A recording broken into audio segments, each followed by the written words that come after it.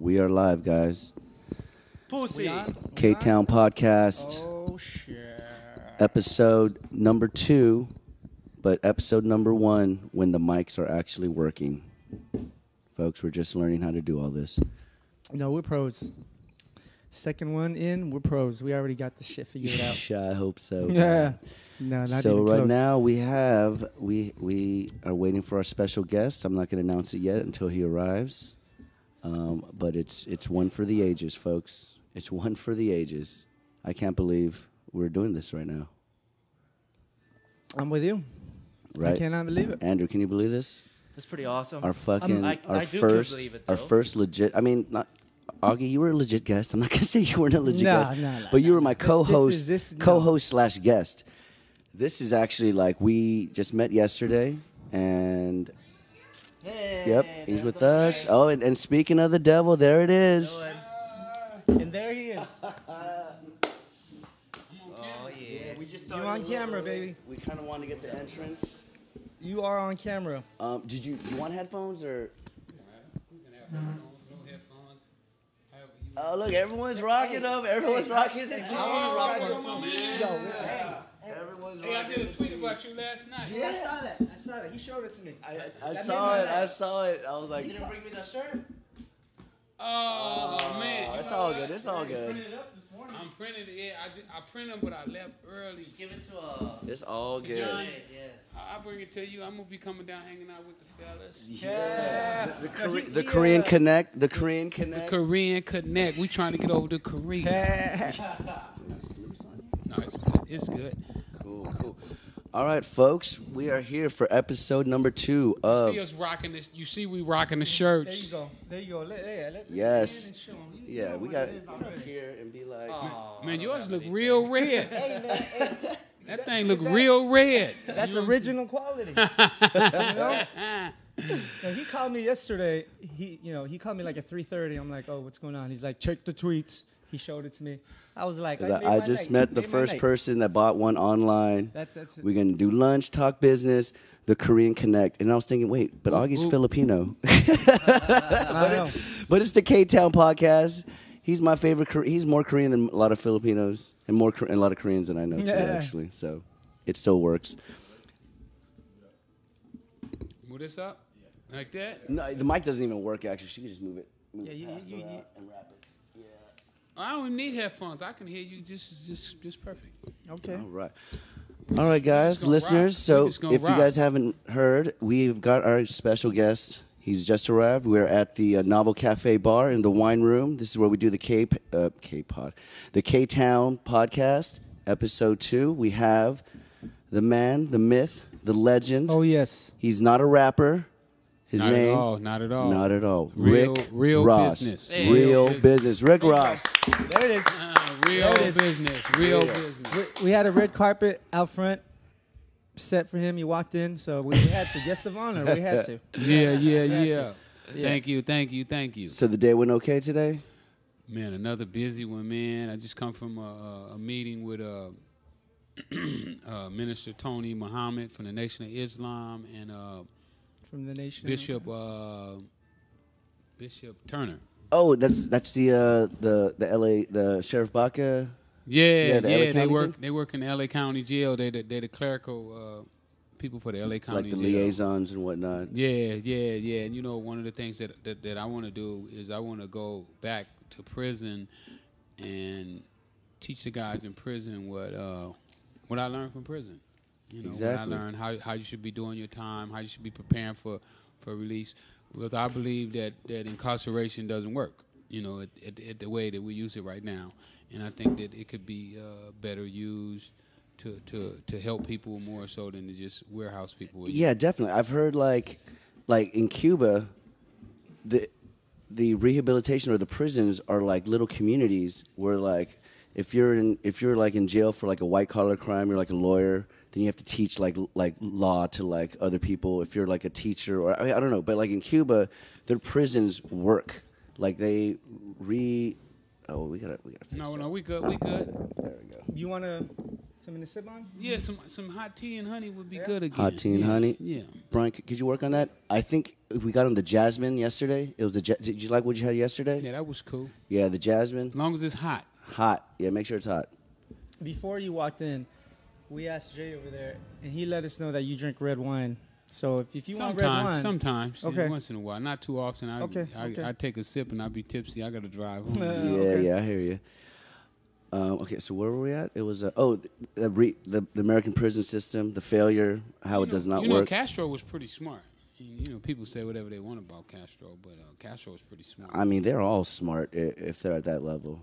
Yeah. Hugo Chavez, Castro, they're all like, all this commercial, like mainstream anti, like American, and everyone's like, oh, they're like evil. But I'm like, I'm not saying they're saints, but I'm just saying like they've done things a different way because they believe that they will serve the society, like they serve the society better. I'm not sure. Like maybe the Cubans in like Miami, they all hate, Castro and whatnot, but for good reason, I'm sure. I mean, I don't really know what went down. Yeah. Realistically, But Castro, all I was saying is Castro didn't want them, using the schoolhouses for whorehouses. Yeah. That's a good idea. Okay. I know. Yeah, that's a good idea. Stuff like that. I was like, well, I'm against that. I'm just kidding. No. But I'm just saying in Cuba, I've read many stories of where the prisons in Cuba work. And we're saying in the U.S., did they ever work? I mean, I don't think so. I mean, we definitely know that prisons are not being used the way they was created to be used.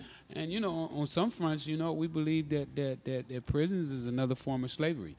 Oh, it's absolutely. In the Constitution, there's one thing in the Constitution, the 13th Amendment, that allows you to be treated, allows you to be a slave if you commit a crime. So. Right here. Allie, is it hot? Okay. That's how we like it. Thank you again. Yeah, so Scoot up. And then when you look at the numbers, man, do you know how many black men there are in prison? It's right now. I've heard some staggering ones. 1 million people, black, in prison. Black out of men. A total of 19 million. There's 19 million black men in America. There's 1 million of them in prison. Wow. That's crazy. This is ridiculous. When we spoke yesterday briefly, and you said that stat, I mean, I know there's a lot of black men, young black men incarcerated, but when you said that and put it in perspective like that, that's 1 in 20. No, they're staggered. No, 1 in 10. 1 in 10. Yeah, 1 in 10. Wow, that's. Well, there was another one where like, it was from your lawyer, Antonio. Yeah, you know Antonio? I just from the podcast, not this one, but from Rogan's podcast, and he gave that stat, and it blew my mind. He was saying that from ages, like, there's like what was he saying? Like in Russia, there was like 700 for every like 100,000 or something like that. But if you go just to the black community amongst all the blacks, there's like 5,000 for every 100,000 or something. 10,000. It was 1 in 10. You're right. A certain age group. It's from 25 to like 40 19 to 35. 19 to 35. Wow, that's most of them. That's the prime of their life, right? That they're taking the best you look years. Like me, I missed all the prime of my life. Just about. I went to prison at 28 years old, and I got out at 49. Wow. Oh man. So I really missed some of the best times of my life. Yes. And the thing about it is that if you go to prison here and they give you one of those minimum mandatory sentences, no matter how much you rehabilitate yourself and you change and all that stuff, you can't get out. Yeah. So, but that's what makes Mr. Rick Ross so special, because it's all part of this story. Is that you have Rick Ross, the drug dealer, the greatest kingpin in the U.S. of all time. Ever. Yep. Mm-hmm. In the universe. Go ahead. In the universe. And then you have his prison life, and then you have... Yeah, he had a life sentence, folks. If you guys don't know the story, because we didn't really go over it, but he had a life sentence. He was actually taught himself how to read while in prison, and then found a goddamn loophole. Okay, go ahead. No, you know that part of the story. I mean, you're already pretty well known in the hood, you know. So I know what you've done on that end. But when I heard that was like, you learned how to read and got yourself at that. That was the one that's the one that got me. I'm like, damn, that's it. Yeah, I'm like, did they make a movie about that? I was like, no, I don't think there's something like that. But I was like, they have not. Well, even they don't want to do a movie about nothing like that. There, a black guy fights his way up. You know what I'm saying, and redeems himself. I mean, they don't want that kind of story. Fully habilitated. Hey, I'll watch that movie. That'd be great. I not rehabilitated, habilitated, like you said. Yeah, because you got to be habilitated before you can be rehabilitated. Exactly. Yeah. Okay, let me. I read some of your when you got yourself out of prison. Did you actually you just found the loophole, or did you get like a law degree while you were in there? I didn't get a law degree. Okay. But I feel like I have the wisdom of the degree. I just don't have the degree. Okay. And I don't believe that the paper is important. Not at all. Because there's ways right now you can go and buy a diploma, from one of those schools. They say, oh, you graduated from USC, UCLA, Stanford, or wherever, and then they don't know zip. So I believe that the wisdom is more valuable than saying, okay, I got a degree. Okay. And right now I feel that my wisdom is high. Yes. Don't be modest. It's way past high. Yeah, that's some Goodwill Hunting type stuff. Yeah. Like why everything you need to learn is in the library. Why are you paying $30,000, $40,000, $50,000 a year for something you can get for free? At some school. Yeah, exactly. But to do it inside prison, though, that's different. If I go to the library and I'm a genius and I do that, but no, I'm in prison, and probably, and like you said, if you had a life sentence, you're not in a normal prison. You're in maximum security. Maximum security. So every other person in there is pretty much facing life, or at least like 10, 20 years or something like that, right? Yeah, I walked the track with guys. 20 years in where I was at, you had a light sentence. Yeah. They consider that light, Wow. Some guys might want to whoop you for getting their life. They want to, who you tell on? How did you get 20 years? Wow. So, yeah, most they had guys up there with 70 years, with 500 years. Wow. 500 years? Oh, that's right, because murders, basically. No. No? No. Money launderers, drug dealers. They were giving drug dealers and non-violent criminals 500 years? Yeah.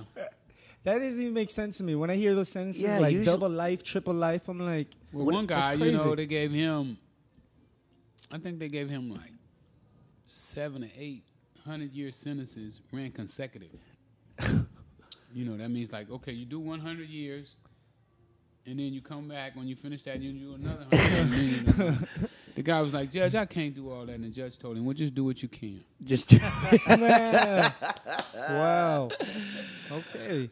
Oh man. Okay, so actually, I wanna dig deeper into that story because it's first you're like you're incarcerated and you can't read. Was there someone did your lawyer said you got to learn how to read?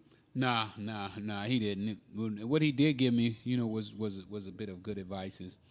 One day he told me, he said, I was on him about fighting my case, a certain way. I wanted him to be aggressive, with fighting my case. And what he told me is that anytime somebody else wants for you more than you want it for yourself, then you're in trouble. Yep. So I took that to mean that nobody should know more about my case and what was going on than I did. And that's when I got busy on my case. So did you base all your literacy basically from your case file? Or did you start was it literally ABCs and... Yeah, I started off learning my ABCs all over, the sounds. I knew my ABCs, but I didn't know the sounds of letters, how to sound them out and how to put two letters together and stuff like that. So I had to go back over that. And, it was a little embarrassing at first, 28 years old, to not know my ABCs. Yeah. And I think that was probably the biggest hurdle that I had to come over was the embarrassment. Yep. That's a good point. But you did it. Absolutely. I had no choice. Yeah. You know, I had no choice. I had to either I stay in prison and perish, or I learn how to read and win my case. So did you feel that you, like when you started it, did you feel like there was some light way down at the end of the tunnel that I know I can get myself out of here. I'm not going to perish in prison. Like, well, you know, when you fighting the feds, you know, you hope that you hope and you pray that you're going to get out. But, you know, when you know statistics, only 1% of the people in federal prison that get life sentences give them back. 1 in 100. Damn. Wow. So it's really rare for somebody to get a life sentence and give it back. So, you know, sometimes you wonder, you know, am I going to get this back or am I going to stay here for the rest of my life? And then so would you think it took about like 6 months, a year from when were you hitting the law books where you're like, you know what, this is actually, this doesn't make any sense. They can't give me 3 strikes on at one time or something like that. I don't quite remember, but I'd been in jail about 3 years when I discovered it. Wow. Okay, when I mean, but go ahead. No, go ahead. But even when you discover it, you know, you still have doubts because now the judge is telling you you're wrong. The lawyer, your lawyer is telling you you're wrong. The prosecutor is telling you that you're wrong. Mm-hmm. And so you look at these people and you know, my confidence in myself is not that high. You know, these my lawyer went to Harvard. My prosecutor went to Yale. My judge was the top judge in San Diego. So for these people to say that you're wrong, you know, it makes you question yourself. Sure. So what made you, what motivated you to keep pushing it? I didn't have a choice. You know, again, it was either I push or I die. So did you get new representation? No. I kept my same. No, I did get a new lawyer after trial was over and I went to appeal. The court appointed me a lawyer to take over my case because I didn't have no more money. So it was a public defender? That's what they call him. And he's the one that basically pushed you all the way to. Well, he argued what I told him to argue. And then it went up. Which was what? Yeah. Well, a strike is when you commit a crime, go to prison, get out, and get released. Yeah. That's a strike. If you commit another crime, go to prison, and get out, you have 2 strikes. Okay. In my case, I went to prison one time, never got out. They took me from state to state to state. Okay. And prosecuted me.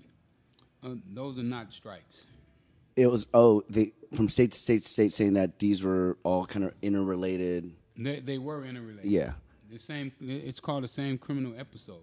Exactly. You know, it's one criminal episode where a guy's lost his mind, and he's doing crazy stuff, and he hasn't been brought to his senses. So, and then when it finally got, when the appeal got finally when you got your judgment and it got overturned, that was at the federal level then, or is that at like federal level, appeals court though? So like Supreme Court, Ninth Circuit Court of Appeals. So that's the main one, right? They're the second highest court in the land, besides the Supreme Court. Besides the Supreme Court, because the Ninth Circuit is the one that tells you, oh, you guys messed this one up. It's actually going to go the other way. And they're the second largest court in the land. You know, the second most powerful court behind it. Is it like the Supreme Court where there's like 5 or 6 of them and they all vote? Well, the Ninth Circuit is more than that, but you can get 3 judges or you can get a full panel. A full judges, yeah. What did you get? I had 3 judges. And they went like 3-0, 2-1? No, unanimous. Unanimous? Unanimous. That's on, awesome. on the issue of unanimous on all the issues. That's awesome. Unanimous that I wasn't entrapped, which I don't know how they came up with that decision, because I wasn't selling drugs at the time. Because you were entrapped. I think I was entrapped. Yeah, exactly. The entrapment law is called predisposition. Mm-hmm. And what that deals with is your state of mind at the time that the crime was committed. I believe that I was entrapped because I don't believe that I was walking around looking to sell drugs when they came and approached me about selling drugs. Got it. Yeah, I know you had like questions about the timeline. Yeah, clear that up. I want to, No, I'm. Was it right here in San Francisco? Was it that Ninth Circuit or? Yeah, well, the Ninth Circuit Court of Appeals is headquartered in San Francisco. But they have a couple of them. Yeah. Yeah, they have a office in Pasadena as well. So they went 3-0, unanimous. You're right. Unanimous that I was convicted correctly, and unanimous that I shouldn't get a life sentence. That's the main part, is that you were convicted correctly as one episode, and it should just be one strike, and that's why they commuted your sentence back down to... Yeah, because what I wanted was them to say that I was entrapped and throw out the whole case. Yeah, just get out of jail. Get out of jail free card. Yeah, exactly. But they didn't, they didn't agree with that. But I'm thankful that I'm out. Yeah, you know what I'm saying, life is good out here, man. And, it's good to be back in LA, right? Man, I got a quick question. It's kind of off the topic. I saw I saw the Wikipedia page, and it said that you had to pay $500,000, $500,000 for. I mean, it's pretty well documented. The fake Rick Ross, the rapper. I mean, we'll get into that. But Fat Willie. Is Fat Willie, exactly. Is that true? Lenny, that William Lenny Bob. What's that? Lenny William Bob. Lenny William Bob. Okay. Yeah, something like that. Yeah, sure. And it said that you had to pay for his legal fees $500,000. Is that true? That's true. And even just today, Warner Brothers just filed. They want me to pay $70,000 for their legal fees. Wow. So I'm like, what? They took my name, and then because I tried to get my name back, they said now that I owe them $500,000 in legal fees, and Warner Brothers said I owe them $70,000 in legal fees. So they're not seeing a cent, or no? Yeah. You had to pay it? Not yet. No, it's going to be a judgment against me. That is crazy. So the $500,000 you did already pay for, though. That's what I'm saying. No. I didn't pay. Oh, you did? Okay. Yeah, they're not going to see a penny. He's going to have to come. Well, some of my Latin homies told me to tell him to come over to the borough and they'll give it to him. Yeah. They haven't showed up? They haven't showed up yet to pick it up? Okay. I don't think so. Because I would like to give it to him in the borough too. Maybe take him over to South Central and bring an armored car over there. Okay. And then open the door and have all quarters roll out. And tell him to get it before those other guys get it. If you make that request, I'm going to show up too. I want to see him come over to I would love to be there for that. Yeah. Shit. Tell him to bring all those shooters that he got. Because he got a bunch of shooters. Yeah, like shooting up his own car. Hey, what the hell please was that go into all that. about? I saw that. That was the stupidest. You think that was him shot up his own car? I think so. Man, no, because he's a big target. I mean, I'm a bad shot, but I'm pretty sure if I was shooting at anyone, I'd be able to like at least nick him or something. He was unscathed. One of those belly rolls. I bet you missed those belly rolls. Oh man! Wait, no. You gotta be awful shot to miss those belly rolls. Yeah. What you're referring to is I don't know when it happened. I know it was recently, but it was like within the last year. I'm thinking it was basically like a staged. Like gun shootout, and he was right in the middle of it, right? That's what you're referring to? Yeah. Okay. Any news that comes out after this kind of last year, I'm just like... No, they yelled cut. They were like, action, boom. They did it, cut, boom. And then, that's what they showed on the video. So you said it was a video? I don't know. That's what I heard. They yelled action and cut, but, Why would he want somebody... Why would he play like somebody shot at him? That's just crazy. Because that's street cred for him. Exactly. Because he's a goddamn corrections officer that... Well, I don't know how people give him any street cred. That's what I'm saying. I mean, here you got a guy that strip searched your brother. And he enjoyed it too, I heard, Yeah. Strip search your brother, and then you give him street cred. I mean, like, wow. Yeah, well, we can get into this because it's like I know it's actually well documented now. I mean, a normal person, like I'll talk to a normal cat, 22, 23 years old. They know Rick Ross or it's William out. Roberts is fake. Out. As it should. It should get up. Yeah, they absolutely know he's fake. But I guess the teenagers probably don't. Well, get into it. Well, it's the machine. Yeah. I mean, the guy he has a machine behind him, just churning out this money, and they put all this propaganda out there that people, they just don't know. Dude, I saw they that. Really don't. I saw that video. They do not. I saw that video for the first time yesterday with Augie before we were going to meet you. Mm-hmm. And I was like, MIA, like Miami. Okay. I was like, is he from Miami even? Maybe he's got to be from Miami, I hope. I don't even know where he's from. I don't know where he's from, but I'm like, he treated like Miami was like his hood. He was like the original bad boy or something. And I was like, he had Pitbull in the video. And Pitbull got in the video with him? He got everybody tricked. I don't know, man. He's but everything he was talking about was just like, yeah, okay. Cartoon. Yeah. He's a cartoon character. Yeah. And I do believe he has a fake beard. I really do.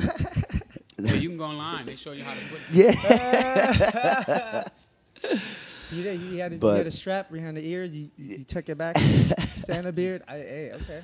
He's just a disgusting individual, literally to look at, let alone like. I mean, I guess women got to be pretty desperate. They say a couple women slept with him. Oh no! He spiked her drink. Yeah, that's right. That's why Reebok dropped him, right, or something. They dropped him, yeah, because he was endorsing some lyrics about promoting rape or something. And that was probably him being the most realist he's ever been in his life. How could you be a tennis shoe company and get that guy a tennis shoe? A guy who never worked out a tennis shoe. That's why I had to drop him. That's a good one. But they should have never took him on. I mean, how the hell you take one of the unhealthiest persons? I don't know. Didn't he have like a heart attack? I'm saying. A couple, not a heart attack. No, he was committing suicide. He tried on one of the shoes and he popped them. They were like, "We can't sponsor you. You're too heavy. You got to lose some weight." Seriously, he popped the soles in the shoe. He popped the soles. So for our listeners that don't know, why did they call you Freeway, Rick Ross? Well, when I grew up, I stayed right next to the freeway. Which one? The 110. Oh, the one. Oh, down the 110. Okay. Yeah. In South Central. Okay. So, off what exit? We need to know the exit. Manchester. Figueroa. There it is. I stay right off Manchester and Figueroa, South Central. Okay, and this is to this day? Is that where you are now? No. Okay, at the time. I'm living in Long Beach now. Okay. Right by the water. Nice. Long Beach. Deal. Well, I don't know if it's all that nice, but it's a spot. It's a start. You know what I'm saying? I'm on my way up. That's good. I ain't made it there yet, but I'm climbing the ladder. Oh, we gonna get there. And now with the Korean Connect. Yeah. That's all you need is a good connect. Yeah. Absolutely. You came to the right place. Tell them, Peter. Go ahead. Mm-hmm. Absolutely. This is the Korean Connect right here. You heard it here first. I want to go to the Korean party. I heard their parties are off the chain. Oh, dude. You know what? I got an after party here this Saturday. It's one of our mutual friends. It's Dumbfounded. He's a Korean rapper. He does grind time. He's well respected. He did Project Blow. I mean, he comes from all his Project peers. Blow. I heard of Project Blow. Yeah. That used to be over on Crenshaw. Yeah, he's come from there. That's his stomping grounds. And his last tour date is at the El Rey this Saturday. He's in an after party here on Saturday at 11 o'clock, dude. I got a wristband for you. It's a private party. They're going to have probably like 200 some odd people. It's going to be like 40 actual real people and then just groupies. He said real people. They're actual people. I'm going to stop through. Definitely. I'm going to stop through. Y'all come through and holler at me. Oh, I will. I'll hit Jay and we'll be good to go. Say the word. Yeah. Shout out to Absolutely. DFD and DJ Zoe. Yep. Dumbfounded. Freeway Ricky. Dumbfounded. Yeah. It's so funny. He was having lunch at my pizza shop today. I just ran into him and I told him, "Yo, I'm gonna do the podcast with Rick Ross today." And he's like, "Oh man, dude, I'd love to sit down and talk to him." I'm like, "Well, tell Jay. I'm sure he's gonna be down. But if you can come this Saturday, yeah. Let's set it up. I like to meet him. I got a couple artists that I'm working with too. Man. Yeah. Some crowd There you or go. something. There you go. Teddy Riley's doing the whole stuff in Korea too. Yeah, I know. Jay Park. Jay Park. Oh, J Park is huge in Korea. Huge. Justin Shout out to Timberlake. J Park. I know you're gonna listen to this Ktown Oh, yeah? podcast. Well, Yeah, Teddy, my man. Shout out to Teddy. For the listeners, and you can't see on camera, that's Jay, right here. You can say hi. You Yeah. can get in the picture. There it is. Yeah, there Yeah, it we is. got a hand. There it is. He's the man that set all this up, man. Yeah, hey, big ups to Jay. Seriously, this Exactly. Thank you, Jay. is, you know, So big ups to Jay. Hey, man. This is just the beginning. Well, It this is is what we're just the doing, right? We're beginning. breaking barriers right here. That's yeah, what we're telling that's the you. whole point of this That's right. podcast, Exactly. man. Yeah. No color lines. None. That's right. You know, a lot of people want to separate us, but, you know, it's time for us to, you know, make our own minds up. you Yeah. know, and start listening to music we want to listen to, you know. They put that bull on the radio, we turn it off. There you know. go. Y'all stop putting that on the radio. We ain't going to listen to it. There you go. Yeah, I don't even listen to music anymore. I like what you had to say yesterday. You said about your comment about television. You know, I don't want to paraphrase. That was man. What was That it? hit home for me. The what dumb did box? you say? You said it's worse than Oh, it's worse than a drug. Television Worse than a drug. cocaine. Yeah, worse than cocaine. worse than cocaine. Definitely. Television's More worse than people, more cocaine. people are glued to the television than anything else. You know, they're addicted. You turn that TV off, they go to shriveling up. And I know, especially if they don't have cable. I'm not saying like all TV's bad, but if they don't even have cable, that Don't be a prime hater. time Not news. everybody can afford cable. Stop that. You're right, but I'm saying Okay. I've got one or two shows I really want to watch, you know. It's the But commercials, man. It's the but commercials. the news, the primetime news, channel 2, 4, 5, 7, 9, 11, 13, it is so awful. It is the worst. Check yourself. I can't even. I mean, I've told you I haven't watched TV in like Yeah, it's been months since I've even turned the Not TV even on. sports too. And you love basketball, but you're right. I can't even watch TV anymore. It's crazy. Yeah.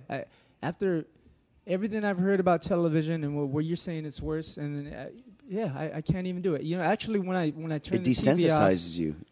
and just stepped away from it, things got a lot clearer to me. So that it yeah, is. I can't watch it TV either. is- It's hard for me to, you know, guys call me and invite me to basketball games and stuff, and I just just can't see myself just going there, sitting there watching, you know, guys dribble a basketball down the court. I don't know how I used to do it myself, but Yeah. Yeah. you know, it's crazy. Well, you know, you know, life is too short, you know, to just spend it. Watching other people do. Yeah, watching other people do life. Yeah, you sitting there exactly. watching it. Watching There you other go. people do I life. agree. Exactly. It's the drama is so much thicker with real people. I don't need to follow somebody's life on TV. You know what I mean? And it's not right real. here. And it's There not you go. real. There you Exactly. go. You know, it's scripted. You know, these reality shows that they call reality shows are not really reality shows. you know. Crazy, Nope. These rappers crazy, are not really rappers. You know, they faking. fraudulent. These housewives Running are not really rampant. housewives. For real. That's a housewife. God. There's too many housewives. No, I'm like, she's a hooker. man. You can't turn a hooker into a housewife. Exactly. Exactly. There it is. Is that the problem? That's Yeah, where they I'm- trying to make that's where I'm going housewives out wrong? of hookers. That's where I'm going wrong. Then you see. Oh, Okay. I know. Okay. Oh shit. Yeah, yeah. Okay. You gotta make a hooker be a hooker. That's what she's There really you go. good Know at. your role. You know your role. Play your Get position. what All she right. wants. Give it what she wants. Exactly. that You know, it's all business. It's all business. She wants to be a porn star. Exactly. No, you know, I don't. Well, maybe I don't know. Actually, that's a whole nother episode. Actually, but yeah. Daddy, mama wants to be a porn star, huh? Shit. Who did? Oh wait. Oh, yeah, William with Roberts? 50, Oh my God! I have seen 50 that. and Floyd. I have seen that footage. It's fucking but whatever. Oh my God, dude! I don't know if you've seen it. 50, Wow. 50 has his he has a little wig on and a coat, and he is he's seen it. He I haven't knows what I'm seen it. I talking haven't about. seen it. All right. Google it. Google, yeah. Cool. Well, Yeah, let's yeah. let's get back. Well, let's. I feel like we didn't even start the podcast yet. We're like, what were we talking about? Oh, wait, that's good. But We've been all over the yeah, place. we've been all you know over. what I But mean? it's You good know, though. It's everywhere where we actually Because meet we Augie. from everywhere. Yeah. You know, the exactly. earth is our turf. We can go wherever we want to go. Exactly. So I want to get back into okay, tennis prodigy. Mm-hmm. Actually had scholarships lined up. but hit hard times, you know, desperate times. Not hit hard times. Been in hard times. Born in hard times. You know what I'm saying? Exactly. Born with exactly. a Hit hard times meaning that at one time you was cool. Yeah. So. Born in hard times mean. You've never known anything else. That's all you knew. You thought it was cool, having it hard. You know, not having food in the refrigerator, having holes in your shoes, you know. So, like, before you just, well, I don't know. From the story I know is your friend put you on to this new, what was it, Ricky Rocks or what was it called? Ready Rocks. There you go. Ready Rocks. But before that. We're going to get it right. Yeah. We're going to get it right. Ready Rocks. Now, when you start teaching me how to speak Korean, make sure I get it right. Oh, Andrew's your man for that because my Korean, my pronunciation is awful. It's Well, I want to speak slang too. I don't want to just, I want when I go to the hood over there, they be like, man, what this fool talking about? Peter, teach him. All you need to know is ot boso. Tell him, son. Ot boso. Tell him, I'm serious. Go ahead. Translate, please. It means take off your clothes. There it is. That's all you need to know. That's all I know in Korean. That's all you need to know. That's all I need to know. That's it. He taught me that too. A couple other phrases. He doesn't remember. But go ahead. Yeah. You got to tell her to put them back on? No, I don't know that. She says, I don't know how to say that. That's all. No, that's just natural. So. After you're done, they'll just naturally put their clothes back on. I see. When she say pay. Okay. She say pay. Oh shit. Or they're. I mean, it's not hard. Maybe they're just wearing a robe anyway sometimes. So it's. Oh, yeah, that's another episode altogether. yeah, that's an episode 23. We'll get into that. But, you can all kind of show ideas here today. Hey. But I might have to become a producer of the show. Hey. You know what? All there is nothing. I'm gonna leave that topic. I'm gonna let that topic go to sleep now. Okay. No, well, you were. I was asking so before you got into the game, like you were a tennis star, so you didn't partake in drugs like your friends. No, I didn't partake in drugs. I had never smoked a cigarette. Had never drunk a beer. Never smoked a joint. I was a virgin. Wow. I was pure. So it was like 17, 18 years old? I started selling drugs at 19. So it was right after high school? Right after high school. I found myself out of school, down on my luck. Didn't know what I was going to do. So I was like, what the fuck? Look out, world. Here I come. Head first. And wherever I land, that's where I land. But then you must have had... Growing up in the hood in South Central, you must have known already of existing drug dealers, and I mean, it's not like it didn't exist in South. I didn't know any drug dealers, but my little brother and them smoked butter at that time, angel dust and weed. Whoa, angel dust. Yeah, angel. What was that? That's PCP. It's like PCP, but it was a dust that they would take it and sprinkle it on the weed. On weed, cigarettes, all that, and then pizza, Sherm whatever came out. Mm-hmm. Sherm came out a little after that. Wow. Okay, so then your decision to go. I mean, actually, it was just, what else am I gonna do? Exactly. What else am I gonna do? What else am I gonna do? So it was a good friend of yours, or I would say like my brother, my big homie. Yeah. Okay, and how did he come up on it? Someone else just gave it to him? I don't know, man. He was going to school, playing football. JC or? University. University? Yeah, Fresno. Oh, wow. Okay. D1. Nice. Yeah, he was good. Okay. Probably could have went to the pros. Fast, strong. Like linebacker, DB? A running back. Oh, running back. Chime in. It's crazy how a lot of people get to the top. Like, I'm talking about professional sports, and there's always like a dude that they would play at the playground. They weren't even the best. They just happened to work hard and stick to it, but they're like, nah, man, when I used to play, you know what I mean? There was this dude, he was cold. You know what I'm saying? Yeah. That dude you hear never about makes like it. that in the NBA? There's Earl Manigault or the GOAT, you're saying. Yeah, the GOAT. Right. I'm sure there's many of those in South Central. Exactly. So, okay. Yeah, well, life boils down to who wants it. The discipline.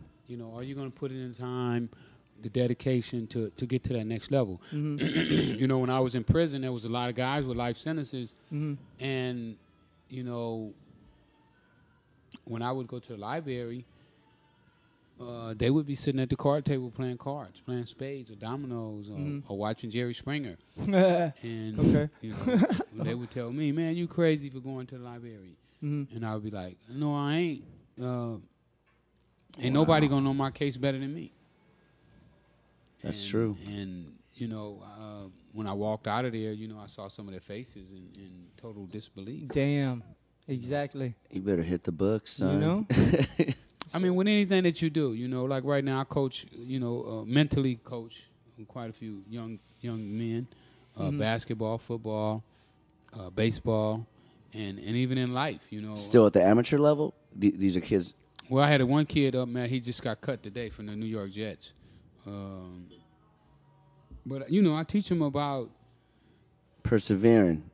Yeah, if you believe in yourself, then you're going to put in the work. If you believe that you're a world-class athlete, then you're going to work like a world-class athlete. It's not enough to say that, hey, I'm a world-class athlete, but then you work like Rick Ross, and I'm not trying to be a world-class athlete. Exactly.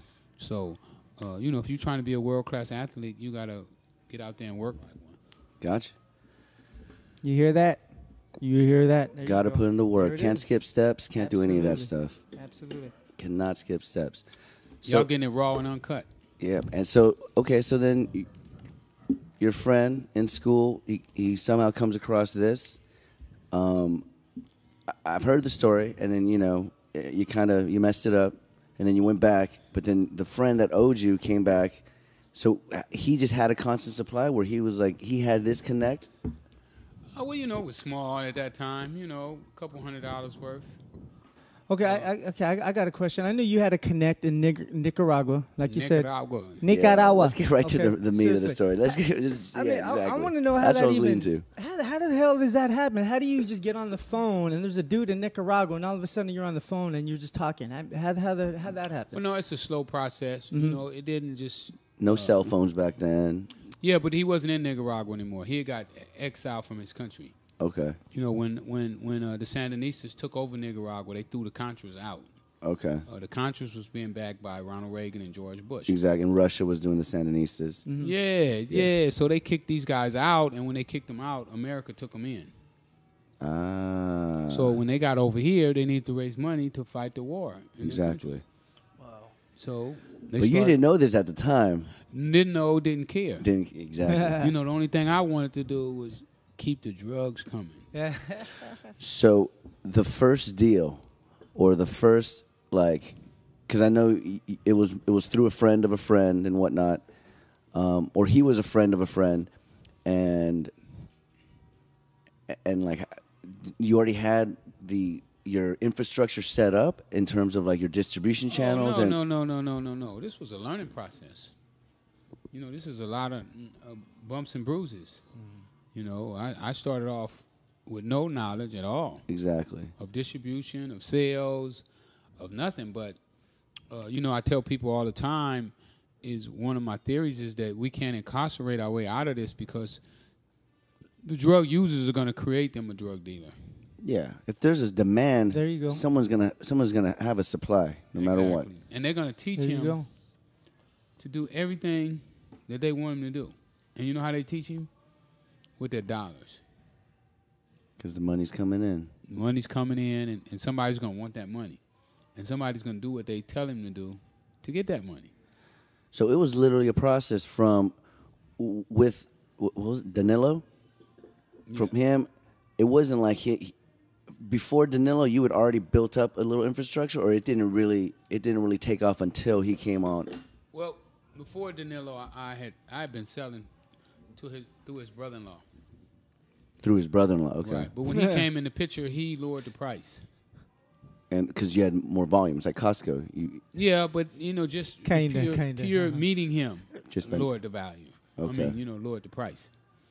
So just right off of that alone, I started to do better. Gotcha. And then again, your team grows as business expands. Well, you got more money, so now you can take chances. You can give a guy some work that you wouldn't normally give him, or you wasn't financially able to give 2 weeks ago. So like bumps and bruises, when you mean is it all consignment? Are you literally fronting it all to your Most homies? of my drugs I fronted because these guys didn't have any money. Yeah, and hopefully by then, I mean, you must have had a reputation where you're like, don't fuck over Rick Ross. Yeah, but these were my friends. They were your friends? Yeah, I mean, most of them wasn't gonna fuck over me on purpose anyway. So sometimes, friends being friends, I mean, like, me and Augie were in college, and we get like an ounce of weed sometimes, and we're like, okay, let's at least break even. Wait, I got a story for you. How about this? Okay, our little fake hustler story. All right, me and him in college, Bare Elegance near the airport, some little strip club. I don't know if you know. Some stripper hustled us. Remember that? You don't remember that? We were there for like a week straight. She took all our dough. My tuition money, basically. You remember that? Oh, he doesn't remember. I'm going to remember. Okay. I remember Bare Elegance. Let me refresh your memory. Took all our dough. I'm never going to go to a strip club after that. That was the worst experience. Was it a white girl? For the whole summer, we had to sell weed to pay for my tuition because my mom's going to be upset. The tuition money she handed me in cash, I threw it. We blew it on a stripper. Was it a white girl? For like a week. Hispanic girl? A whole week. We were there every day. It was sad. I do remember going there every day. That was bad. Yeah. Lesson learned. You had a hooker for a whole week? No. It was a stripper. Not even a hooker. A hooker would have been better. Exactly. A stripper is nothing. She was like garbage. touching our knee, sitting on her lap. That was a big deal. We're like, we're coming back tomorrow. Whole week. Just pumping the dough. End of the week, she's like, so what do you guys got left? We had nothing. And I'm like, fuck, that's it. She's like, I'm out of here. Pace. Exactly. I'm done. I was like, nothing. Exactly. Oh, man, hilarious. So the whole summer, that was the late 90s. Remember when like Magic and Travis Knight would be there after like this is before Staples Center. Man. So the Forum is right by Bare Elegance. Lesson learned. They would, yeah. Don't trust strippers. Go ahead. Sorry. No, but back, bumps and bruises. So some of your friends, were they just diligent and they would always, or they would be like... No, they didn't know what they was doing. Yeah, exactly. I had friends that would call me and say, hey, man, my mom just flushed all my drugs. Mm-hmm. Wow. So, you got all kind of stories. But in the end, the whole spectrum, basically. I was strong enough to withstand... those bumps. Yeah, those bumps. And that's what I mean by bumps, One of my friends, I know he came back from the Army. And when he got back, I was already kind of like ghetto rich, maybe like $800,000, $1 million. And he comes back, and it's my boy. I want to put him down. So I give him about $10,000 worth of drugs, and his little brother's on drugs. His little brother's using drugs. Oh. So he takes the drugs because his little brother tell him, oh, man, I know everything about cocaine. It's a smoker talking. Yeah. He takes the drugs and gives it all to his little brother. So he comes to me and he's like, yeah, man, I'm rolling now. Mm-hmm. I said, yeah, what you do? He said, man, I gave all my drugs to Booby. He's going to sell it. I said, you ain't going to see none of that money. Okay. And he didn't. No, he didn't. He got beat out of that. Okay. Wait, so he didn't flip it once? No, he gave it to his little brother. And his little brother just smoked it? Of course. Yeah. Stratosphere. Mm-hmm. He was a user. So did he get a re-up then? Did he get a second chance? I gave him a second chance, but with some lessons. Never give your drugs to a smoker. Don't get high on your own supply. Yay. That's the 10 crack commandments. Amen. Well, yeah, you know what? That's you just triggered a little thought in me. I don't know if you've heard that song, the 10 Crack Commandments. Is that accurate? I mean, you were the man to I would ask. Is that I heard that song. Accurate? I think I heard that song one time, maybe twice. Parts of it is correct. It's what I'm saying. I got to ask the foremost authority right here. Exactly. Yeah, so. Don't get high on your own supply. Is okay. Yeah. Consignment is only for, I forgot the lyric, but okay, well, all right. that's not for everybody. We heard it. It's just partially correct. Okay. Yeah. Okay. I gave out consignment, like I said, to my friends and family. And then as the ball gets rolling, we jump ahead. Now everyone, you've made millionaires. You've made multiple millionaires out of multiple people. And I feel that that's really my claim to fame, is that I made a lot of guys millionaires. And, that's why my name became a household name. Back in the 80s, right? Back in the 80s. Probably it's like, what, 84, 85? When $1 million That's was really... to what, $10 million now? At least 5, I'm thinking. They said you'd be more rich than the owner of Walmart back in the 90s when they caught Yeah. Somebody said that I was making more money than Walmart was making on a daily basis.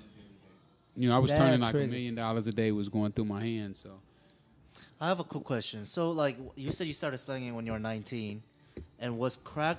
Was it already available in the streets? When you say available in the streets, it was people that turned powder into crack. Everybody used to cook their own dope at that time. Okay. Nobody mass cooked it. You know, I was one of the first people to mass cook it. Mass cook. God damn, what is that? Oh, mean, so like cook? assembly line almost. Yeah. Yeah, kind of like assembly line. But what I would do, I would cook like 40 keys at one time in a big pot. Yeah, I would just throw like 40 keys in this big industrial pot, and then we got a spoon, and it looks like a boat oar, and it's about this big. God damn. I would damn. stir it up, mix it, and Wow. bam. Wow. Because it used to take so much time to cook. You cook one key at a time, you know, it's going to take forever. I'm like, man, I'm trying to be out of here in an hour and a half. Damn. And then once you have the product, then you have, you know, you got your distribution guys, and they just handle it, and they take care of the rest, basically. Yeah. You know, you got your customers that you done build up. They buying 10, 20 keys at a time. And So if you're making, were any of the people that you made millionaires, could they have ever gone over your head? Like, could they become richer than what you were, have amassed more wealth than you were amassing? Yeah, they could. They could. It was really simple because I didn't really matter. It didn't really matter to me, and I didn't really try to make all the money off of somebody. I didn't really put them under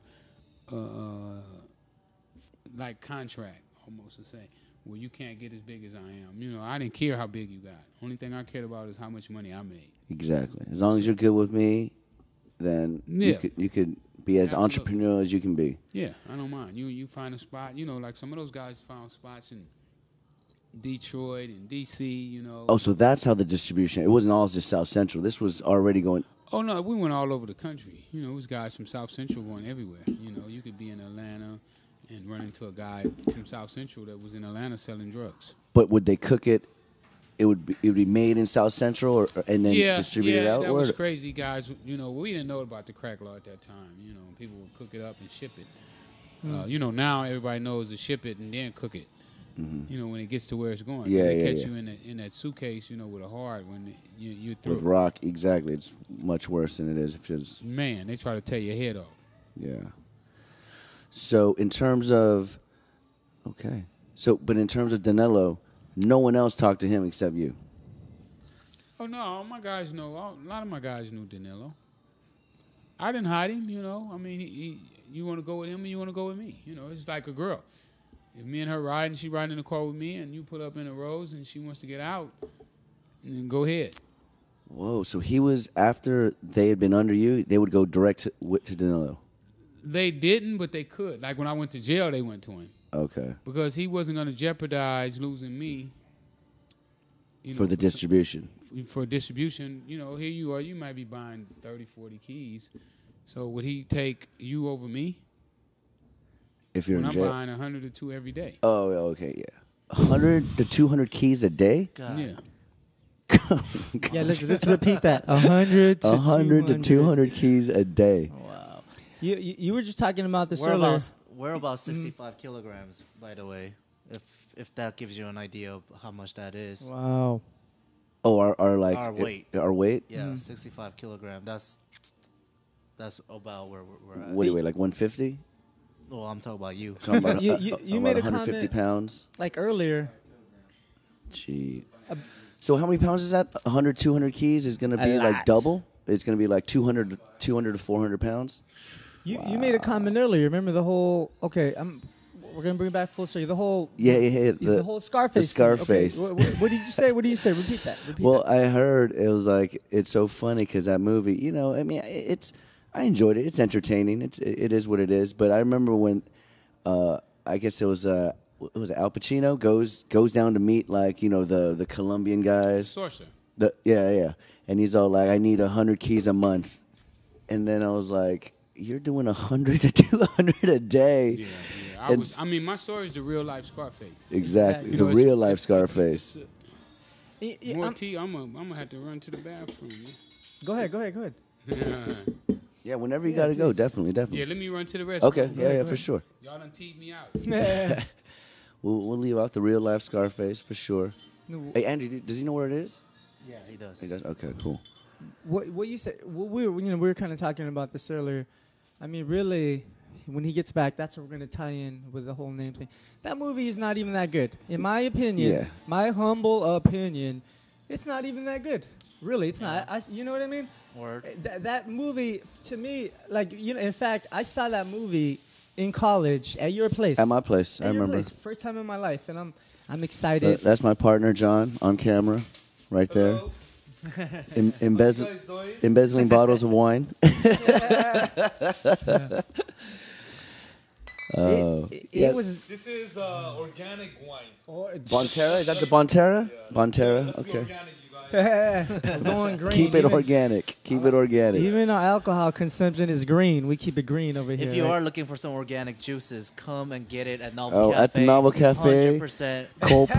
Cold press juices. Honestly, it's one of the best, healthiest drink I've ever had. Yep. And it's not just to advertise. It's very. The one makes he you has feel in his good. hand is actually called the Peter's Hangover Cure. Or is it Cure? I don't even know what it Yeah, is. it's called a Peter's Hangover Helper. Hangover Helper. But it's made with apples, lemon, cucumber, and ginger. So, Yeah, this is a perfect time for commercials. yeah. If you guys like pizza, definitely King of New York, Pizzeria Pub, 3rd and Western, Wilshire Berendo, the best pizza in Ktown, if not LA, Best pizza in the ever. fucking universe. Just tell him that, dude. Fuck yeah, tell him that. Come on. in the It universe. is. It is. I really enjoy it. I usually don't enjoy pizza, but god damn, that pizza is Is like crack. modern day crack. Dude. That's why we got Ricky over here Yeah. to tell You you. know what? Shit. I think I might need to take a piss too. Actually, Cool. Should we pause or no? We should just keep rolling. Keep rolling. No, we'll wait till we'll Edit take later this on. back. Yeah, Let we'll me take get, this back. let me get a sip of that though. Yeah. Also, unofficial sponsor of the Ktown podcast, Jameson Irish whiskey. It's fantastic. Absolutely. It is fantastic. Oh, we love you and we hate you guys at the same time let's because get it's fucking with our health. Can we? Hey, can you get another round of Jameson? Shit. Hey. Oh my god. Okay. Anyways, we shout got- outs to PK at Radio Korea, and we do the comedy nights here and once a month at Novel Cafe. So much love to PK. Shout outs to Koreatown Art Walk. Oh. It's been 6 months. It's been really popping. So come every last Thursday of each month. We have live music, live painting, fine arts, live DJ, nice girls. So come and check it out. Yeah. I'm gonna come down with that advertisement. You know? Shit. We back? We're back. Oh yeah. We're back. We're Man, that tea will make it come out you. You know that tea is purifying. back. Yeah, I'm gonna take a break too soon, but I'm gonna wait till he comes back. All right.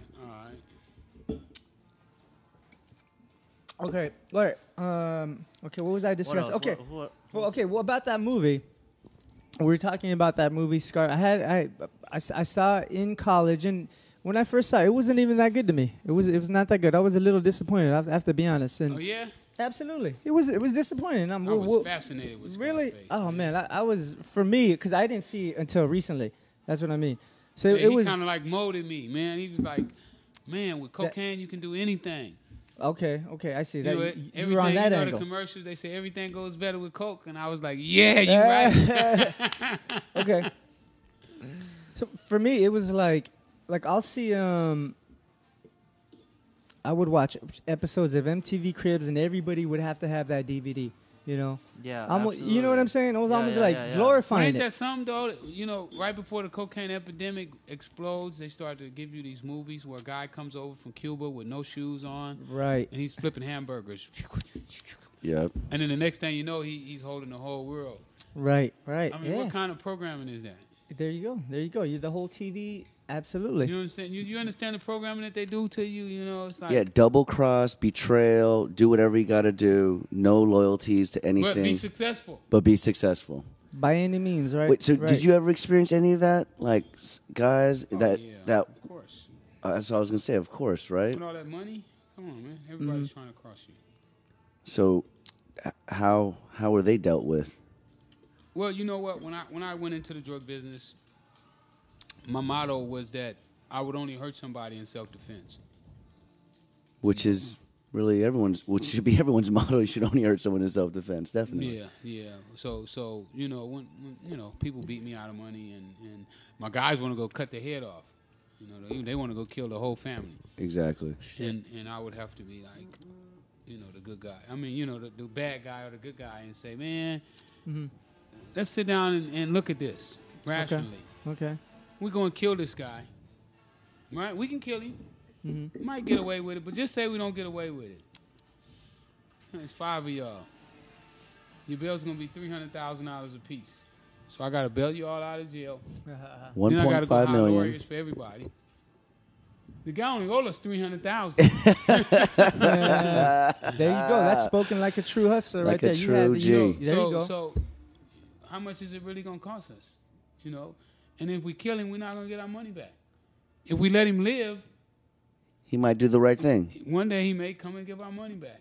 And what usually happen in those type of situations is that a guy would owe me money, and he would run from me. But then he would run to one of my friends and buy drugs from them. To try to re-up there. And pay them more money. And then he would sell them the drugs and bring the money right back to me. So what the guy actually did was cut himself off. And exactly. He was costing himself maybe $5,000 a kilo. When he could have just came right back to you. Paid his bill. Yeah. But he wanted to have a Rolls Royce. Yeah. He'd rather have a Rolls Royce than... For you, I made this. Wait. So that's not. You're not being. Sarcastic. He really did have a Rolls Royce. Yeah, they would go take money. They would take their last and go buy jewelry and Rolls Royces and everything. So this is what's good, and this is another aspect that I want to touch upon was that you were mysterious. Right. Hey. Yeah. Show him. Says fuck Maybach music. Fuck Maybach music. Hell you know yeah. What? Say that. I want that for a T-shirt. Fuck Maybach music. Hell yeah. Fake ass bitches.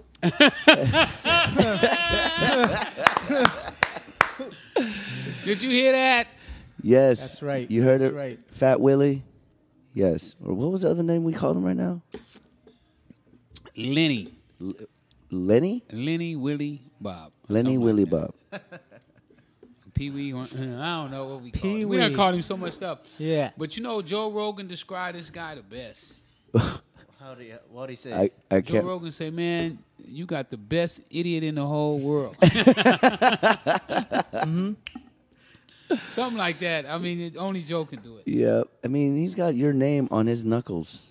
That is. Damn. And what kind of creep is that? Exactly. Damn. If you had Pete Cho written on like your knuckles, I'm like, Andrew, what are you doing? And then you dude? don't even know him. Damn. Exactly. Oh, I don't even know him. Exactly. Yeah, you don't even know him. He's not your homie. You guys didn't run together. Yeah. He's not dead. Yeah. I know guys. There's no tribute. It's not like in memory of or anything like that. Yeah. That's Oh man, that's completely respectable. My homeboy, we was in a car wreck together and he died. So in his memory, I tattooed his name on. Exactly. God, what a No, fake for our fuck. listeners that don't know, so like the rapper Rick Ross, so this is what I've heard. He was a security guard at a prison. Yeah. Right? Is that A that's CO, true, right? corrections officer. So, That's absolutely true. And when he's talking about moving weight, he's actually telling my man's story and like fronting like it's his story. He's right? absolutely ripped off Yeah. every single thing. I Not think he only the loves you. name. Not only I the think name. he low-key really loves you. Yeah, but he don't want me around though. He Yeah. wanted them to keep me in prison. Yeah, he thought he's life in prison. No one's ever gonna know who the real Rick Ross was. What the hell was he thinking, dude? Like, He He didn't think wasn't. that I would He have a wasn't. voice. I guess he didn't think that.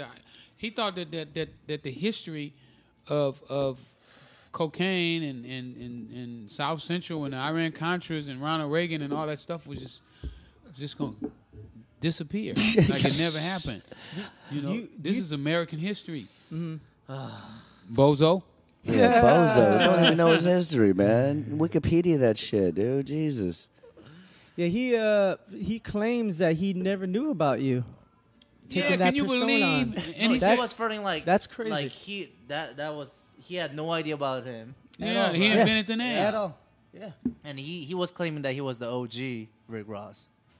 Well, he said he had no idea who this Freeway Rick Ross was. I literally never heard of him. Yeah, but I'm a connoisseur of drugs gangsters. and gangsters. Wow. I know Noriega and Wow. Capone Now, how could you be a and connoisseur maybe of drugs Frank Lucas or and you whoever. don't know Not know Freeway guy is Ricky number 3 on the Ross. all-time drug list. Yeah. You know, I'm number 3 or Number- 4, right behind Gazelda, I think.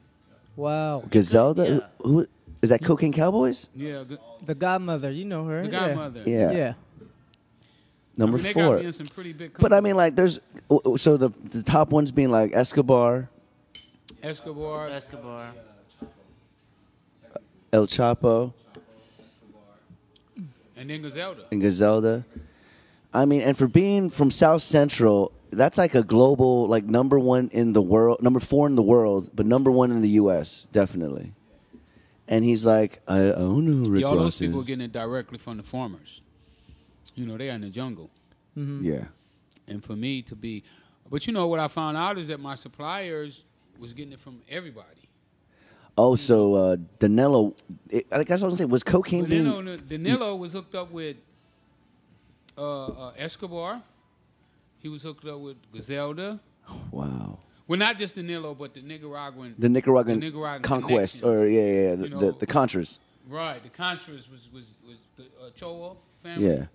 Well, isn't that weird? Because I'm sure this. I mean, I don't know if the CIA facilitated any of that, but I'm sure Well, they had big airplanes, so they could carry all of that. you know, probably Escobar and them probably had problems carrying dope. You know, like where we gonna put all this dope? Yeah. Put it in one of those C Whatever. 15. Yeah. You know, they carry army tanks. Oh man. Oh, you got a problem carrying your dope? You got a problem carrying your dope? Oh, we got these things that carry helicopters, airplanes. And That's so funny because I was like, yeah, cocaine cowboy. I was seeing how that was all connected, and it is. It's like they were still the supply line, and Danilo was the point person. well, they really what Danilo and them really gave the Colombians was an entry pass, I believe, because you know it was tough getting in. You know, it's tough to get it from Colombia to here. Yeah. You know, without airplanes. You know, and clearances. And that would be going to Miami, though, pretty much. Wouldn't that be the main hub? They said they had different places. Different the routes. Army, if it was an army base, It could have been it anywhere. was good. You know, they pull in. They got one of those green Yeah.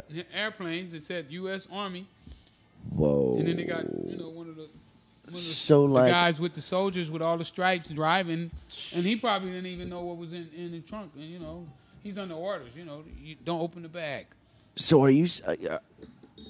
So we can assume that maybe like Camp Pendleton, like San Diego or whatnot, that was like a hub that kind of might have went up to Long Beach for you, or Possibly. maybe Long Beach, South Central, or wherever. So, Because that's what I'm saying. What did it when you saw it like in your living room, or if it was in your living room? What, like, you can't have 100 keys in your living room, could you? yeah, you could. You could have could? 200. 200 keys in your living room. Yeah, one time. Damn. In your mom's house or in your own house? I don't know if I ever had 200 in my mom's house. If I did, she was out of town. She was. No, I wouldn't put my mom. Yeah. I mean, even though I was putting my mom in jeopardy, you know, I wouldn't put 200 keys in her house. What, when she was around, Yeah. by any means. No. Wow. Because, you know, if they come in and raid the house and mom is there and there's 200 keys, She could be culpable. she would be culpable, Oh, and she- I would have to, you know, come in and say, hey, that's not her. She didn't have nothing to do with it. It was all mine. Yeah, and you don't want to do that either. Never did I want to put myself in that position. Yeah.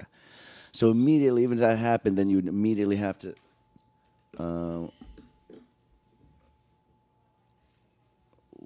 What's the most physically? Oh, this is a good question. So, dope wise, 200 keys in one room. So how much How much? is that really worth? It's according to what time. You know, one time. Let's say when it was at its when you brought it down to like 300. Remember An ounce? you're saying something like it used to be like $3,200 for an ounce, and then by the time you were $300, $300 something yeah. like that. Oh, at that time, a key probably was going to cost like $10,000. So 10,000 times 100. is Like $1 $1 million. So Damn. 200. But now there's a time when I bought 100 keys at $35 a key.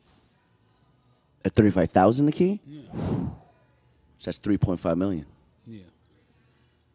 Wow. Okay, and then the other side of that is, But what I did is see when I got hip and I said, okay, I'm buying 100 keys once a week. So you make a certain amount of money. But now I start buying 100 keys every day. wow. So now you're not making the same amount of money that But you're making. there's a delivery every day, or is it like Yeah, every day. 700? Oh, it had to be Every day. every day. Every day. And So I said, if I'm buying 100 keys once a week, and you're making good money, I know you're excellent money. So now if I'm buying 700 keys a week. 700 keys a week, you really making good money. You can give up some discount, Yes, and that's where I started pushing them down on their price. and making millionaires. Yeah, and then what I did is I would pass that savings to my guys because I know if they got more savings, then they can move more drugs, and in actuality, it helped me move more drugs. So the turnaround, though, with the consignment game, though, is that everyone is consigning everyone at the next level. Oh, at one certain level, no, no. everybody doesn't. Everybody doesn't give up consignment. So at one stage, it's just hand to hands. It's at the very Yeah, on the street guys, say the street guys on the corner, they don't give up consignment. yeah. They want cash money. Yeah. But if they're getting any type of real weight, like a kilo, well, maybe I don't know. I guess someone could A pay. kilo is not really a lot of drugs. Yeah. There was street corners that you could go to and have a kilo of 50s, and could sell them all in an hour or two. Wow. And this is already processed crack. This is not. Right.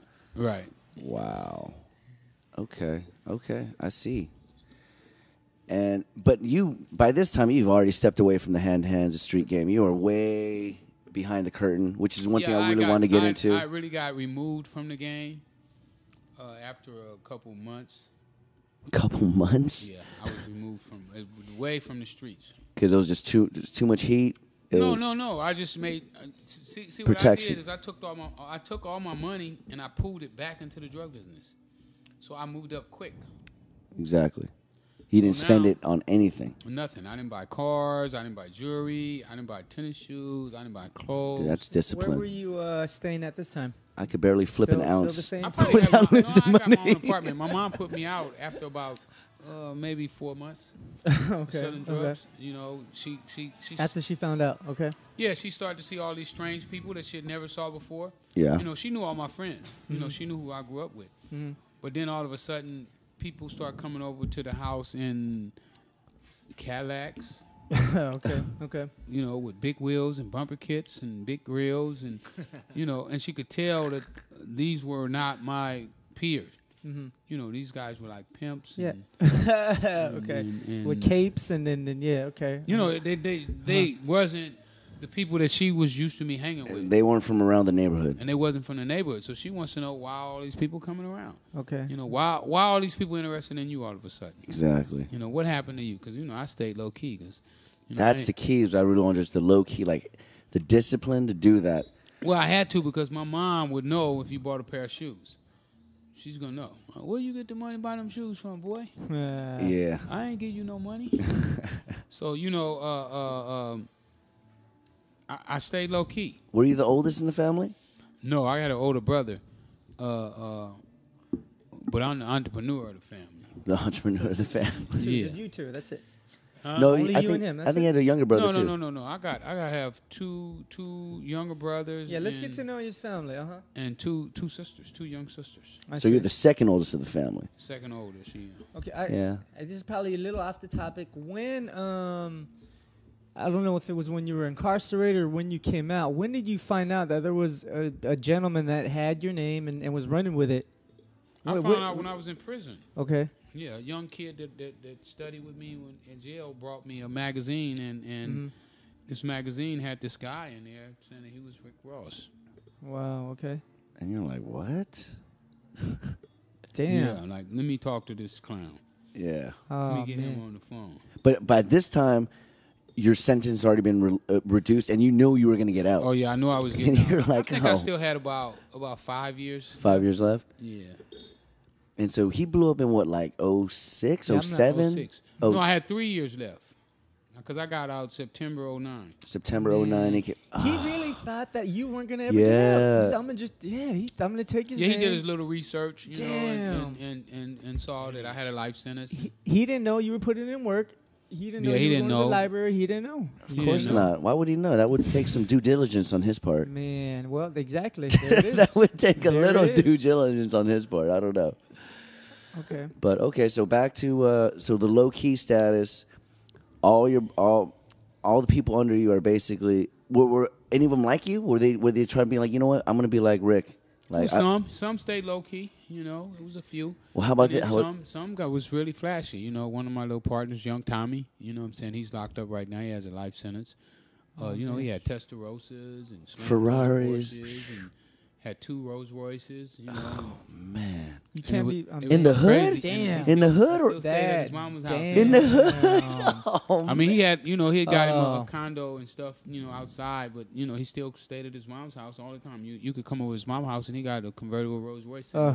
Jesus. Parked across the line. Shit. Like what, like 100? Like South Central would be like what, like 81st, 100th, like 150th. He stayed on Carson is like 200s, right? Yeah, so, yeah. No, he stayed on like 78. 78 in Broadway. That's not very far.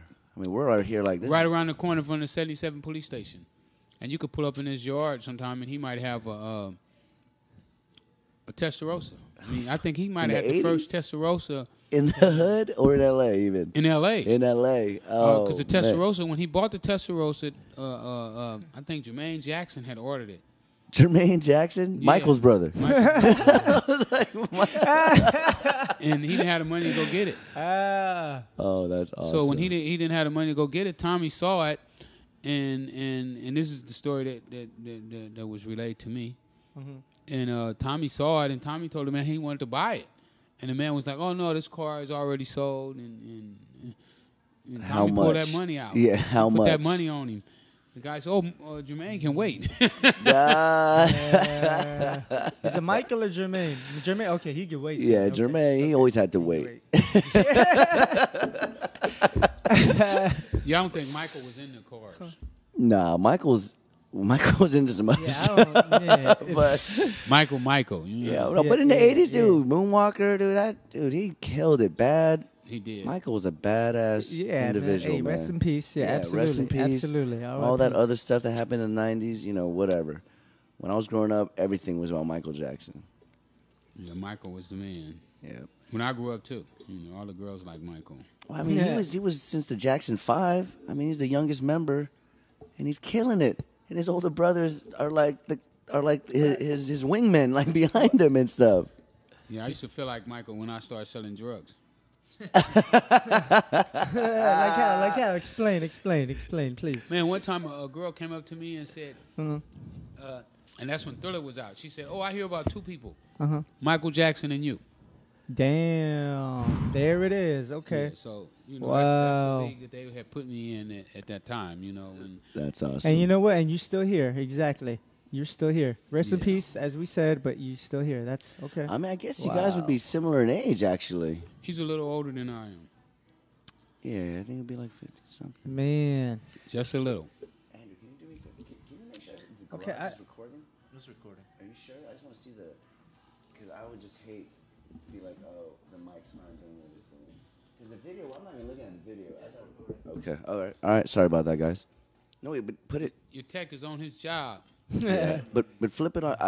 You rather see the video or you rather see the? I'd rather see the video. All right, just as long as it's working. Okay, that's cool. We had some technical difficulties earlier on. I was freaking out. I'm like, Rick Ross is gonna be here in like 30 minutes. You're gonna be disappointed. Exactly. Mics, I mean, like this is already never. This is already a pretty humble. If we don't get it podcast. right, we're gonna do it again. Yeah, exactly. One thing about it, and 2 for sure. This is the Connect. Oh, the Korean Connect, Ktown Connect, right here, guys. Definitely. Ktown Connect. Hey, can we get a gig over in Korea? Rick Ross want to come to Korea, and the only way my PO gonna let me come, I gotta have a job. Yeah. If somebody over there want me to come over there and host a party, you know what I'm saying? We're going to get it in. There it is. That would be awesome. It is. That would be awesome. Let's go to Korea and do it up. You know what? You have no idea. I've never been to Korea either, so we're on the same boat. Peter, do you hear this? We want to go to Korea. What's up? Dude, I haven't been to Korea post-IMF, man. I went in 96, and that's when clubs, they had curfews at midnight. We were going out clubbing at 6 o'clock.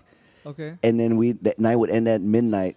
And then the college I was staying at, it was like, you know, it's because Korea went bankrupt in 97. And then the IMF, World Bank came in. What does IMF stand for, Peter? International Monetary Fund, I think. That sounds about right. Yeah, International Monetary Fund. They basically come in and they say, okay, we're going to give you money, we're going to bail you out, but we're going to put some new Western rules on you guys. So there's no more curfew. Nice. You can drink till 6 a.m. Like that's why the whole what the fuck are we waiting the for? after hours scene, all that came up. But I still had the time of my life, even with the midnight curfew. The most fun I've ever had. Just out of high school. I want to go. Oh man, dude, guys, We need to go. We can. Tell a promoter over there, man. Tell a promoter to throw us a party. Dude, we get dumbfounded. We can hook up with Jay Park, dude. These guys, Jay Park is a celebrity in Korea. Artist? Yeah, he does like he does an SNL, like Korean a Saturday, SNL. the Korean SNL that never existed before, but he does it, and like the Korean like Cougars. He blew it up. The Cougars in Korea, so basically, like, you know, women like in their 50s love this boy. Okay. And if we hook up with him, Ajuma means just any married woman. yeah, That's Old. what Ajuma is. that's just What you want, the old. married ones. Yeah, the married ones, they love this kid. Love him. Yeah, your mom loves him. Oh, my mom fucking loves him. You know, when I was hanging out with Jay and then I came back home, I was like, where the fuck is the autograph? Yeah, exactly. Yeah, because he came out to L.A. and we hung out for a second because he knew Dumbfounded and whatnot. So it was cool. I mean, he's a Seattle cat. He's from Seattle, right? Yeah. Yeah. We got to hook up with Dumbfounded, man. Dumbfounded, holler at you. There boy. you go. Dude, this Saturday, dude. It's on then, man. It's on. This Saturday is the after party for it's the tour. It's the rap party basically for his whole nationwide tour that's ending at the El Rey. And I know you know the El Rey. You gotta know the El Rey. I thought he was gonna know the Atlas, but I mean, you heard about the Atlas Supper Club No, back in the 80s or 90s? No, I guess not, because it was kind of like a. I mean, the 90s, I was in prison, man. I missed the 90s. Missed the night. Wait, I so you forgot, went. I Wait, sorry, the forgot. timeline. So you went in prison sad. in 80, 89. 89 to 94, and then Yeah, I you was just only got out. I was only out 6 months. 6 months, though. and then went right back in. Right back. Yeah. That's Oh, crazy. That makes sense. My then. boy set me up. Yeah, Danilo. Danilo, my man. I mean, you know My what? man set me up. Oh, Could you would you even reach out to him? Be like, yo, what are you doing now? Or is he just he's parts unknown? Like I Well, on you the know, week- it's against my parole to talk to him. Oh, okay, yeah. couldn't So talk don't to even him do it. either. Yeah, don't do that. I see. But I heard about that. Like he kept calling you, he was setting you up. Yeah, sick. Man. Really? He's a sick puppy. Yeah, but I mean, How you set up your friend? he's working for the CIA. I mean, quote unquote. Right, That's what. And the Right DA now, now. Yeah, the DA was actually not CIA. DEA. I'm sorry, CIA. He Not you works for guys. both of 'em. DEA. Yeah. He done work for Crazy. everybody. He done milked the government. He done milked the U.S. He's cashing 2 checks. Seriously, I 2 think- agencies. Goddamn. I think he got like a 2-week sentence or a 2-month or 2. I don't know what it was. I gotta look on Wikipedia again, but it was something ridiculously like what? He was like the first. With no green card. Yeah, he's the first. They gave him a fake green card. Yeah, exactly. Ah. I was like, who does If we Wikipedia? went over to INS and got a fake green card, they would have probably put me in prison. Yeah, you know, These actually, guys got a fake green card. on this note, this is a perfect segue. It's like I went on Rick Ross's Twitter, and I typed in Freeway Ricky. That's all I typed in, and there was like 6 or 7 suggestions that were all bogus. I had to like actually find you because I follow you on my Twitter, but after you tweeted that, I wanted to follow you on my because my Ktown podcast Twitter I just created like 2 days ago. And I was like, how is he not the first one? I'm like, I pick on one. I'm like, this ain't. Yeah, I don't think he's verified, right? He's not Why- verified. Verify me. Oh, I can't. wow. 47,000 followers and not being No, but verified. you know what? I got more followers than that. Twitter is a piece of shit. Whoa. I told you. Damn. Every time I get up to 50,000, right when I get ready to hit 50,000, they take like 35, 36 100 people off. Oh. Whoa. They've done that like 4 or 5 times to me. Dude, that's a real issue. Well, you know what? I don't believe in Twitter. I think Twitter is a piece of shit, and I think that all the people on there with all those followers and stuff, they were bought.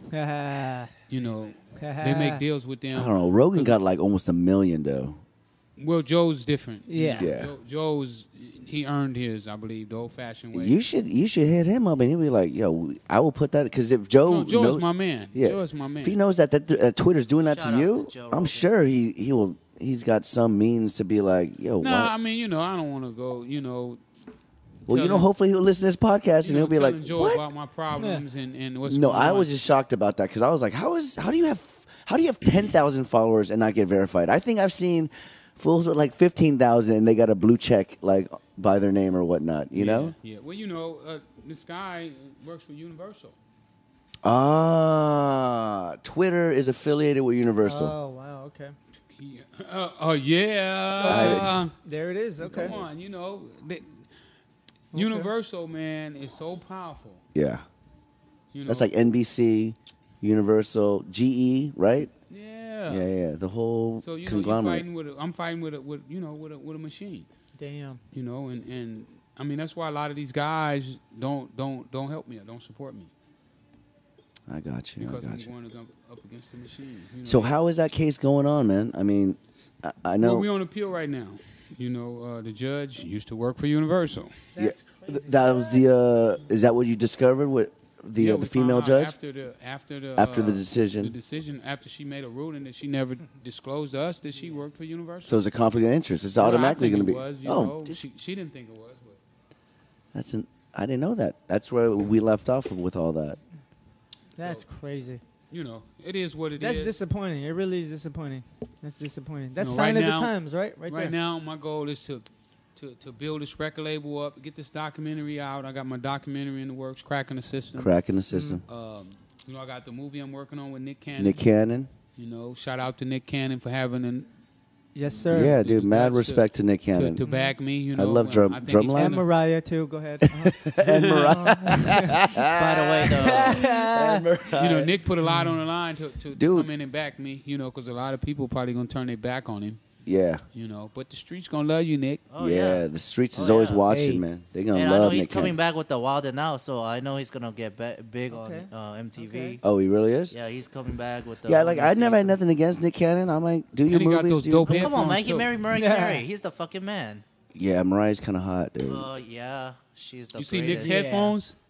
They're better than the Beat by Dre's. Really? Really? No, I haven't seen him. Yeah, they're dope. Yeah. Wait, like Okay. that's the brand that he's backing right now, Yeah, he has excellence. I think that's what they call it. dude. If we ever blow up, I'll Nice. be like, well, I'll blow up Nick Cannon's headphones on this podcast. I'm like, we only use. I mean, I don't know what they're called, but Excellence. excellence. Yeah, excellent. Yeah, we'll I'll pub that too. I mean, this is all the beginning. Rick, like you are all part of this. This is the birth of something that we have no idea where this is gonna go. But I think this has been as good as it gets right now. But Well, wait, you got to start somewhere. you know? yeah, man, definitely. So, damn, I think I covered. I don't even know. Like, We went over a lot. You We know did. what I'm saying? And we ain't got to get it all in tonight. We're We'll do all it over again. the place. Exactly. We'll do it Whatever. again. Yeah. You know, and just keep grinding, man. We partners now. yeah, we definitely. So, you know, I appreciate you guys having me on, and, you know, maybe we can get something going on here at the club. I like the club. It's like Dude, crazy. maybe we'll do like some weird like behind green room for the after party on Saturday. Like I'll set this all up and we'll be like, if Dumbfounded wants to talk to you, I'll be like, oh, we'll get this on a podcast. Go ahead, you guys go at it. You know, because he's big. He's got. I mean, he's got like 100. Yeah, definitely. And so, yeah. That's cool. His name is William. But so we should definitely, yeah, I mean, fuck, I feel like I did cover every single thing. I mean, we covered everything. I mean, I can't think one base we didn't left unturned or one rock or anything. Because wait, If we did, we're going to come back. You know what I'm saying? Y'all text him and let him know, you know, tweet him and let him know what you want if you want me to come back. There you go. Exactly. Oh, yeah, we want to. You know, we're going to come back and do it again, you know. word. I mean, we got plenty of time. This is this is his thing, and this is an important story. This needs to get out. This really needs to get out. You know, nowadays, like you said, what people live by is fake it till you make it. Yeah, as you fake say. it till you make it. This is an important story to get out. Just the truth needs to be out. Live in truth. There's too many fakers. You know what I'm saying? So this is an important story. Listeners, take a good look in the mirror, man. You got to be real with yourself. You got to be real with other people. You got to understand that, like, much respect, really. It is. Hey, seriously. But no, we got some stuff to pub. Like I know it's Freeway Ricky at Freeway Ricky for the Twitter. I mean, but he hates Twitter, so fuck Twitter. Yeah, but get me at freewaysocialmedia.com. That's where you go holler at me at. There you go. And make sure y'all go get one of them T-shirts, because whenever you buy a T-shirt, you help keep your boy out of prison. Say it again. Freeway Social Media. Freewaysocialmedia.com. Mm-hmm. The real Rick Ross is not a rapper. Oh yeah, I'm gonna be on Russell Brand on the 2nd. So check me out there. You know what? That hasn't aired yet? Okay. That hasn't aired? No, it's going to be live. Oh, shit. Okay. Yeah. I was on the internet, and I saw a picture with you on some... So you haven't done it yet? Yeah, I went on there, but I was on there for like 3 minutes. Okay. Because the show ran behind. And so what he did is he said, hey, we're going to bring you back and do, a full segment on you. I see. So I go back on the 2nd. They're going to send a limousine to pick me up. Yeah. Russell go first class. I got to give it to him, man. He laid it out for me for big. those 3 minutes. He's doing it big. Those 3 minutes was crazy. So I can't wait to go back on the 2nd and me and him get it in. So how did you get hooked up with Russell Brand out of all just random? I'm out there, man. I'll be out there, man. I hook up with everybody. I don't discriminate. That's definitely true. I just love meeting people and interesting people. I just Instagrammed.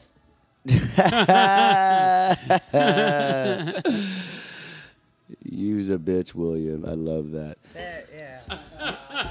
I said, let me read what I said. I said, fuck Rick Ross. I'm chilling with my man Freeway Rick Ross, the real boss. Use a bitch, William. By the way, there you go. William is his real name. Rick doesn't have his as a anonymous or like AKA. Yeah. His real name is Rick Ross. Rick Ross. No bullshit. Middle name Donnell? That's disappointing, man. Yep. Rick Donnell Ross. I had to Wikipedia. I had to do a little research before. Go back to who you are. Yeah, go back to who you are, man. And honor your daddy. Exactly. Yeah, honor your name, brother. I don't like that. Even though it is fucked up. Yeah. I probably would change my name, and my name was William, too. But I got a couple plugs, too. So this is the Ktown Podcast at Ktown Podcast, ktownpodcast.com. Although there's nothing up there yet. I just literally bought the website 2 days ago. Get on it. And we'll figure it out. Facebook, I'll be publishing something soon. This is going to be published soon. So everyone, thank you all for listening. Check it out. I think, we love you all. Keep it real. Thank you, Rick. Thank you, Rick. Y'all we got to have you back. Cool.